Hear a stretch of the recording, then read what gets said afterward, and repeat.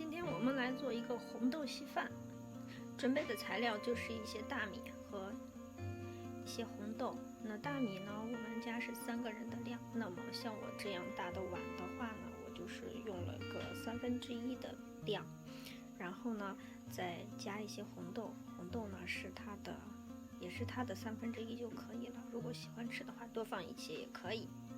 那这个红豆一定要提前至少3-4个小时要把它泡好，如果不泡的话，煮起来是特别的难煮。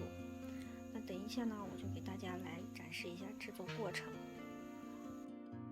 好了，我们看一下锅里面的红豆呢，煮的差不多了啊，已经滚了2-3开了。现在呢，我给它加入米，加进去，继续煮。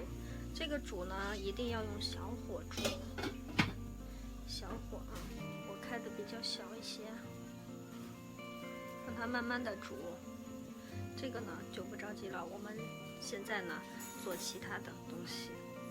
一般这边做好稀饭的话呢，一边做着稀饭，旁边呢我们就可以做菜了，让它慢慢的去煮吧。